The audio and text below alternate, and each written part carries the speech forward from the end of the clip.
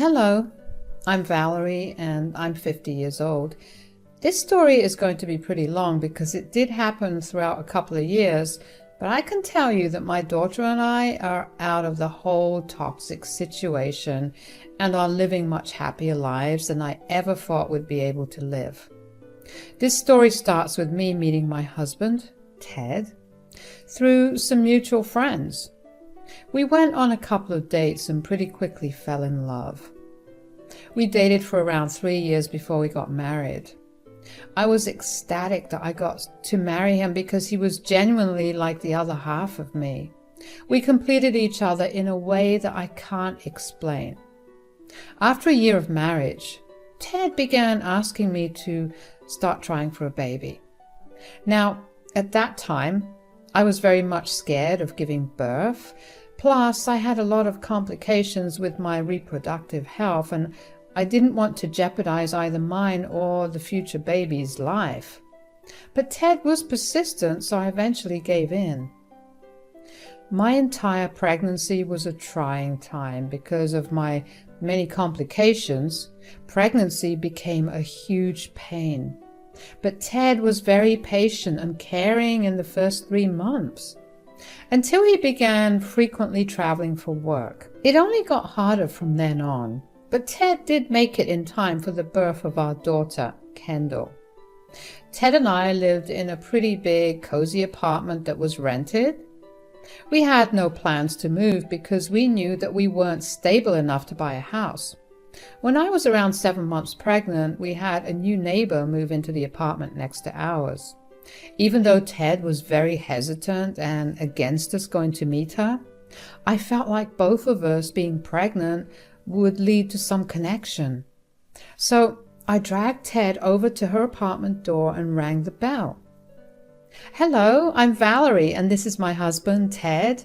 We're your neighbors and we just wanted to introduce ourselves." "It's lovely to meet you guys. My name's Cassie. Why don't you come on in? I'm sorry if this is weird, but I just thought that it would be lovely to have another companion who's also pregnant like me. Ted has been really busy with work trips and I could use the company." "Tell me about it. I was about to come over later on this evening anyway because I could use the help too." "Where's your husband?" "Oh, I don't have one. The man who got me pregnant ended up abandoning me, so I had to raise this little one all by myself." "Oh, you poor thing. We're always right across from you if you ever need anything, okay? Even if I may not come to help you out, Ted will be right there." "Oh no, I wouldn't want to be such a bother." "Nonsense. It would never be a bother for us, right, Ted?" Yeah. At that time, I did think it was pretty odd that Ted seemed so uncomfortable with Cassie. I mean, what reason did he have to be uncomfortable? I had pretty much desensitized him to the gross parts of pregnancy, and there was no way he would have to witness Cassie in that light. Not to mention, at best, he'd only have to run small errands for her. I tried to ask him about why he looked so uncomfortable that day, but he told me to just forget about it and that he was tired. I let it go because I saw no reason to ask him anymore, although if I had pressed further at that point, I would have probably saved my daughter and me a lot of pain. Anyway, Cassie and I spent a lot of time together and bonded over our pregnancies. Ted seemed very uncomfortable with the whole thing, but refused to tell me why. He would just tell me it was weird that I randomly became friends with a stranger. But isn't that how people make friends? After I gave birth to my daughter, Kendall, life became even fuller. Ted and I got really busy with adjusting to our new routines, but we also kept Cassie in mind. I mean, I barely managed to get through my pregnancy and I had Ted's help. I couldn't imagine what it must have been like for Cassie. Anyways, 3 months after I gave birth, Cassie did too, and she had a baby girl named Maeve. Since we lived so close together and our kids were so close in age, the two of them grew up really close. We would have a bunch of play dates for our girls, which I have to admit we also used as downtime for us. Overall, We had a pretty picturesque life. As the years passed, the girls grew older and began to find comfort in each other's homes. That was until they were in their first year of high school. Maeve suddenly stopped coming over and Kendall refused to see her. Of course, as any mother would be, I was very concerned. At first, I thought it was just a silly little fight that both of them had and were refusing to mend things, but then months passed and the animosity between them only grew worse. So I sat down with Kendall one night and asked her what had happened. "Honey, I know you don't want to talk about it, but could you please tell me what went down between you and Maeve?" "Mom, I don't want to talk about it." "I know, but you guys used to be such good friends. Hell, you grew up together. What happened?"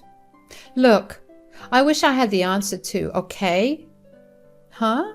What do you mean?" "I don't know, Mom.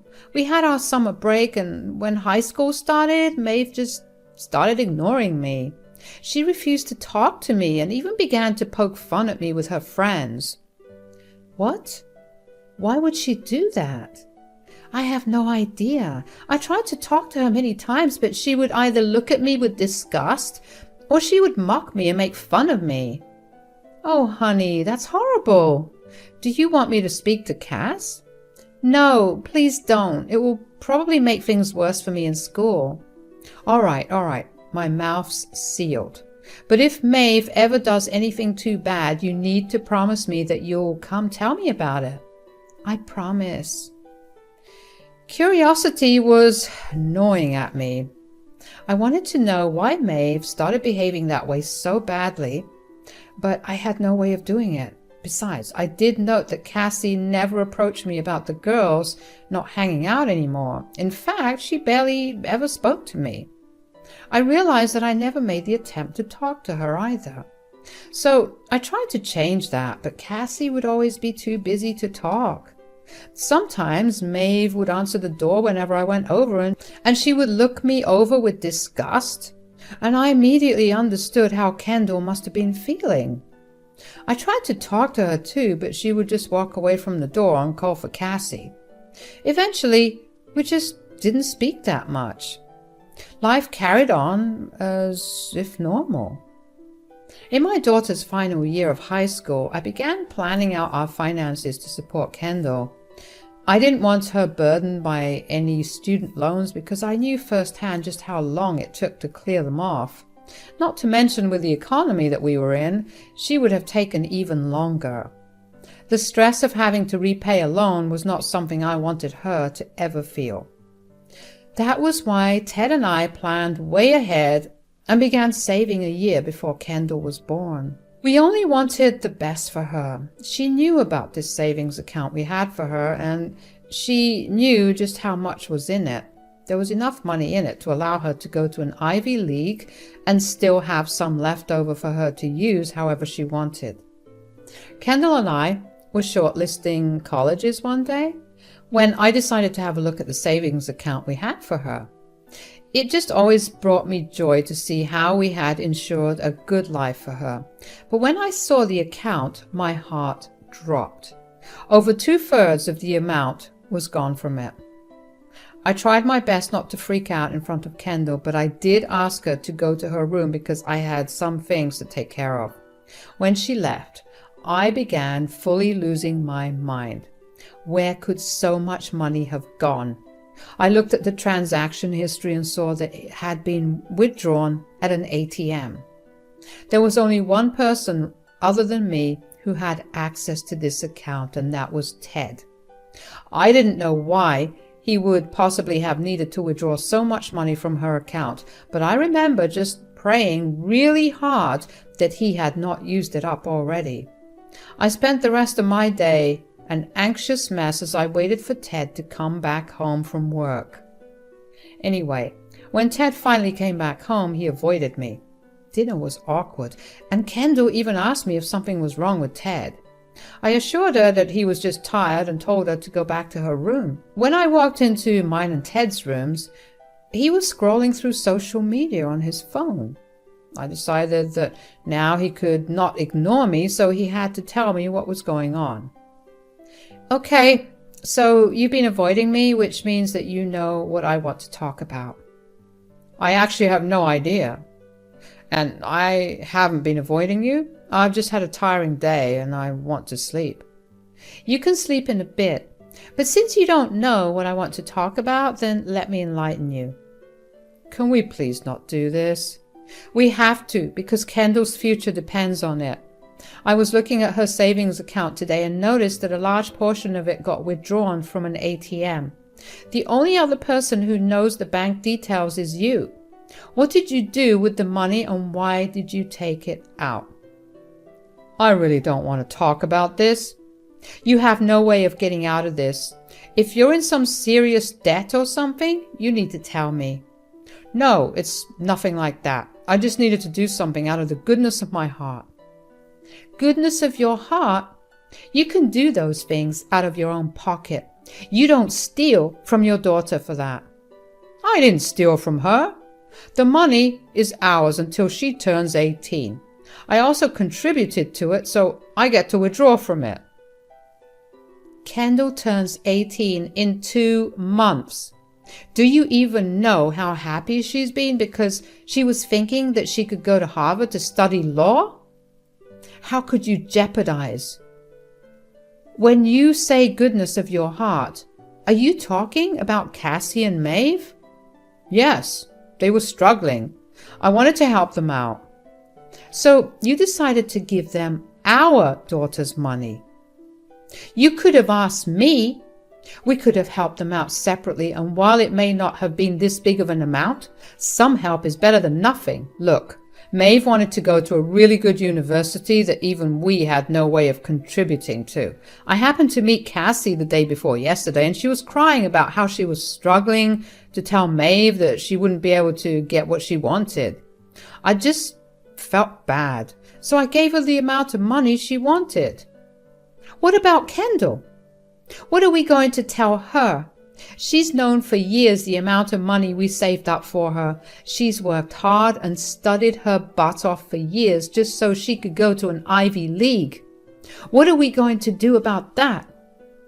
Kendall's a smart kid. I'm sure she'll get a scholarship. At that point, I did not want to see his face. I was so filled with anger and resentment against him. I couldn't believe that he would have done something so cruel to his own daughter. I mean, yeah, I felt bad for Maeve and Cassie, but Cassie also had the responsibility of telling her daughter their reality. It felt almost predatory, like she purposefully cried in front of Ted about her problem because she knew that Ted would do anything he could to make her feel better. I slept in the guest bedroom that night. I had a very fitful sleep, but somehow I managed to sleep.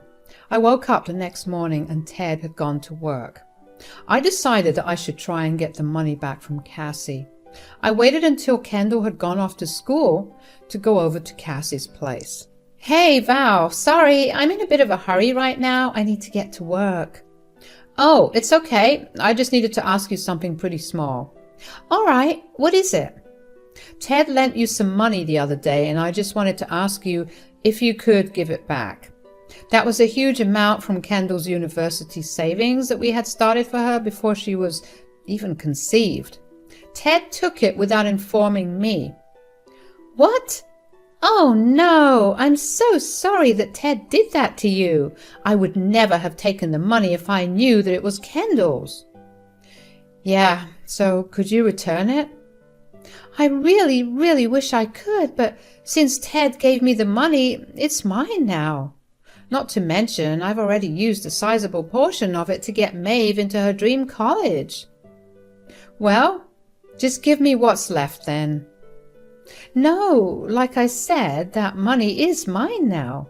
I'm sorry that something this horrible has happened to you, but I can't give you the money back. Now, if you'll excuse me, I'm running late. I was shocked at the way that Cassie was treating me, especially after the fact that we had been living next to each other for so long that we were practically family. I never thought that she'd have such an ugly side to her. I wanted to scream and rip my hair out in my anger and frustration. I went back into the house and finally made myself some breakfast. As I ate, I contemplated all the options that Kendall had left. The money left in Kendall's savings account was enough to get her through community college at worst, maybe 1.5 years through a good university. I figured that the least that Ted could do, since he gave away almost the entirety of Kendall's savings, he could start paying for her college. He had quite a few assets that he could sell to pay off her education without letting her fall into debt. I felt like that was the least he could do to make it up to Kendall, because I knew that she wasn't going to take the news well. That evening, I broke the news to Kendall, and she was furious. She cried a lot, and I cried with her too. I couldn't imagine how she had been feeling, but I also knew that I shared a portion of that feeling. Kendall acknowledged that I had nothing to do with it and told me that she was in no way mad at me, just her dad. When Ted came home that evening, she went to her room and locked herself in there. Ted didn't even question where she was, and I assumed that was because he figured that I told her about what had happened. In fact, he barely even looked at me, which was good because I wanted the guilt of his actions to consume him wholly. But I knew I also needed to establish our plan for Kendall going forward. So, what are we doing for Kendall from here on? What do you mean? I thought we established that she'd get into college with a scholarship. Even so, we need to have some backup plan in case that doesn't pan out. It will. There's no need to worry. I've seen kids with half her wit get full rides. It'll be a piece of cake for her. That's very wishful thinking, Ted.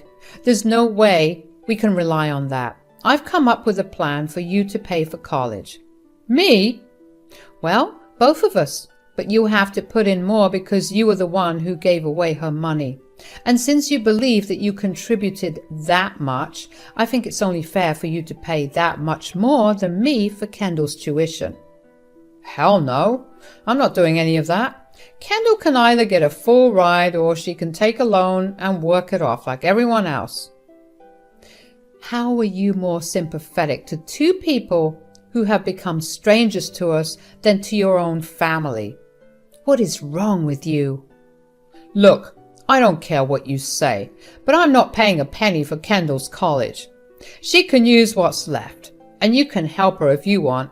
In my opinion, she should apply for all the scholarships she can. That's it. Good night.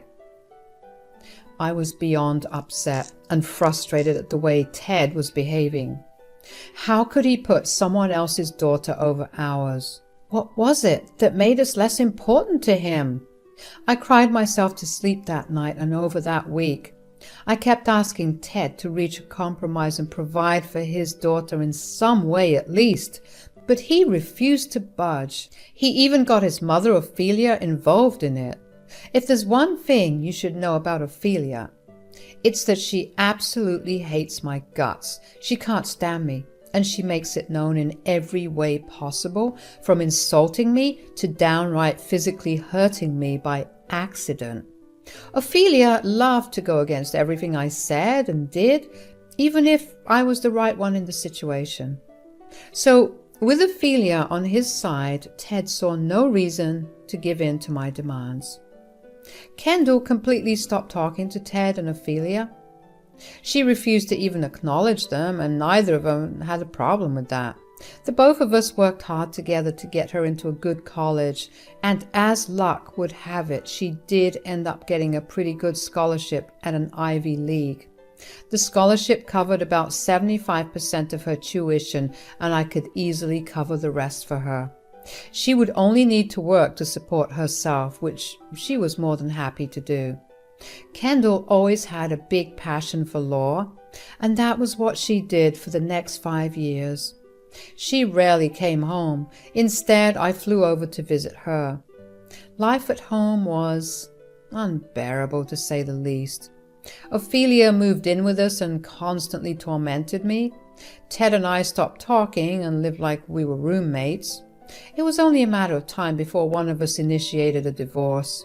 I stayed because I knew that getting a divorce would severely dent my finances, and Kendall had dealt with enough issues regarding finances. After Kendall graduated from college, she got herself a good job and started to finally settle down. That was when I initiated the divorce filing.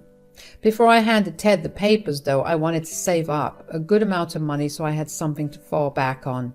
And that was how I took another 2 years to get out. Just a few days before I was going to hand Ted our divorce papers, Kendall suddenly showed up at our house. I was surprised, but also really happy to see her. She greeted me with a big hug and told me she had some big news to share and that she was going to get her money back.